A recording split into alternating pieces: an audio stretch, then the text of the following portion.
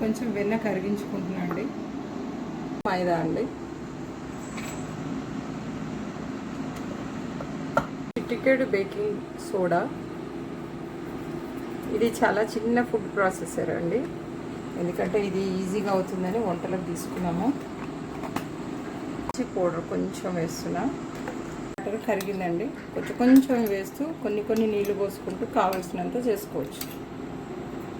ఇప్పుడు అయింది కదా దీన్ని, ఎందుకంటే గవ్వలు మంచిగా రావడానికి కొంచెం అయితే మసాజ్ చేయాల్సిందే.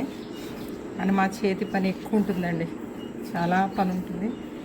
ఈరోజైతే అగ్నిహోత్రం అవుతూనే ఉంది, ఉదయం నుంచి అట్లా అందరు వచ్చారు. ఇవ్వండి, ఇప్పుడు ఇది ఉంది కదా, శుభ్రంగా తీసి ఒక 5-10 నిమిషాలు ఇలాంటి బౌల్లో చక్కగా పెట్టేసుకొని మూత పెట్టి పెట్టేస్తున్నాం.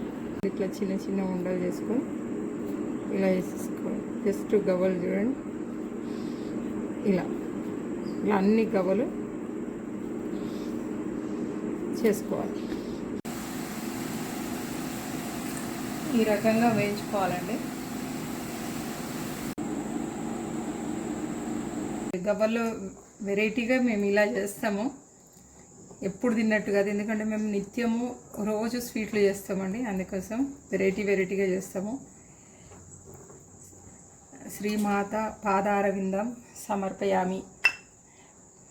ఇట్లా అమ్మ భిక్ష అనుకోని రోజు ఏదో ఒక స్వీట్ ఉంటుంది, ఇట్లా తినాలి. చాలా బాగుంటుంది, ట్రై చేసి చూడండి ఈ గవ్వలు.